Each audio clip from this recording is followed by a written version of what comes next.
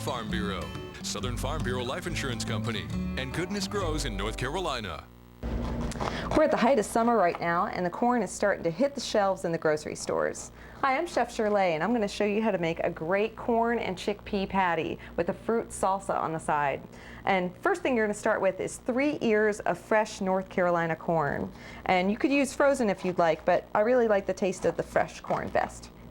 We're going to start first by sauteing our fresh corn, adding onion and our thyme.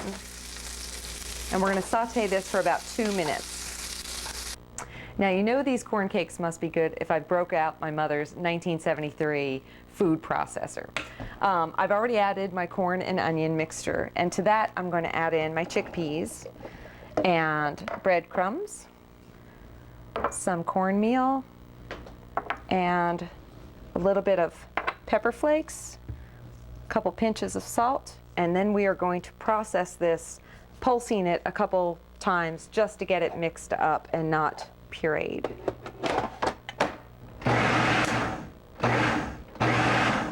I've taken my mixture and I formed them into 4 patties. You're going to take them and put them in a little bit of cornmeal, dredging them, and then we're going to put them in a frying pan with some olive oil, and we want to cook these about 3 minutes on each side until they're golden brown.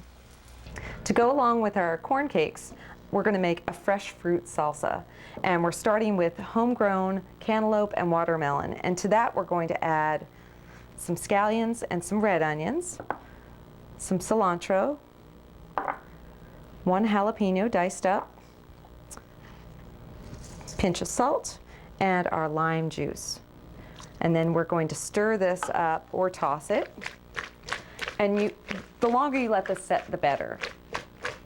We're going to top off our corn cakes with our fresh salsa, and that makes for a wonderful summer meal. That's another recipe. We'll have the latest. And at 55 after, we'll have a vegetable recipe you don't want to miss. We'll be right back. News 14. Brought to you by the North Carolina Farm Bureau, Southern Farm Bureau Life Insurance Company, and Goodness Grows in North Carolina. It's pepper season right now. These peppers are homegrown from North Carolina. I'm Chef Shirle, and I'm going to show you how to make a great Moroccan-style stuffed green pepper. I've started by taking 2 peppers and cutting them in half, getting all the membranes and the seeds out, and now I'm putting them on a microwave-safe plate and wrapping them in plastic wrap. And I'm going to throw this in the microwave for about 5 minutes. While our peppers are cooking, we're going to start with our stuffing. The first thing we're going to do is add our oil to a hot pan.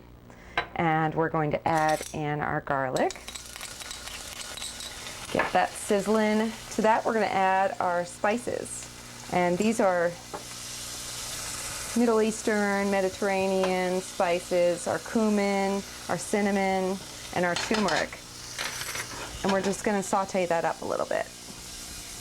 Once your spices look like this, you want to add in your chickpeas, and you're going to add in your vegetable broth. And you want to bring this to a boil.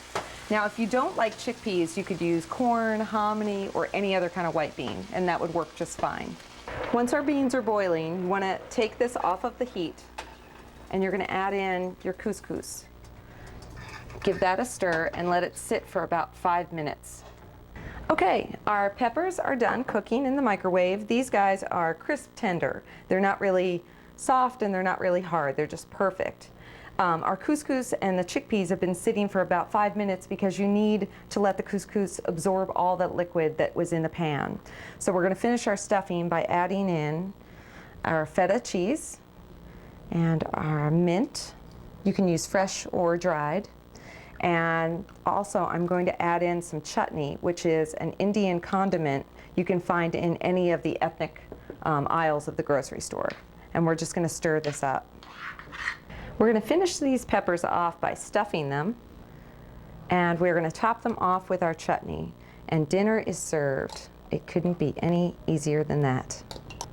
And that's a vegetarian recipe for your Carolina Cookbook. I'm Chef Shirle.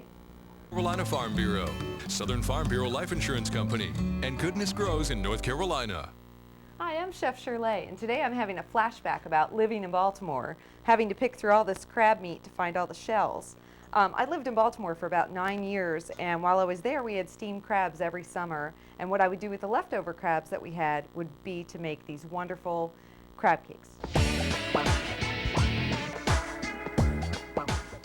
Even though I bought my crab meat in a container, when I went through the crab meat with my fingers, I found all these shells, so please check your crab meat. The next thing we're going to do is add in our ingredients over here in a separate bowl. We're going to add in mayonnaise, we're going to add in our breadcrumbs, diced onion, diced red pepper, diced celery, some chopped up parsley, 1 egg that has been beaten. We're going to add in thyme and lemon juice and a bit of horseradish sauce. And also, just to give it a really good kick, we're going to add in some paprika. And we are going to stir this up and then add it to our crab meat. When you're forming your crab cakes, please be gentle with them. You don't want to bust up all your lumps that you have in there. Now we're going to go over here and we're going to fry these up.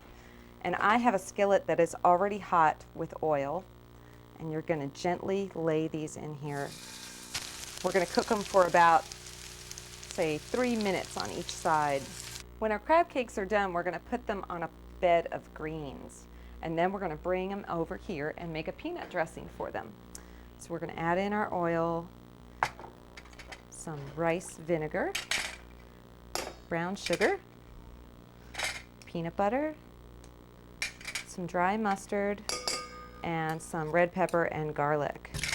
And we're going to whisk this up. We're going to finish off our crab with our peanut sauce, and that is an authentic Baltimore recipe using North Carolina crabs. Try it today. I'm Chef Shirle. Recipe for an Outer Banks favorite. Stay with us. We'll be right back. 14 Carolina. And now, a recipe for your Carolina Cookbook, brought to you by the North Carolina Farm Bureau, Southern Farm Bureau Life Insurance Company, and Goodness Grows in North Carolina. Hi, I'm Chef Shirle.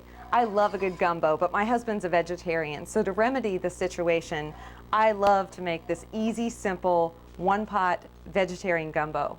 And I'm going to start off with equal parts of oil and flour, and you're going to whisk this until it gets a really nice brown, nutty color to it and a flavor to it and a smell.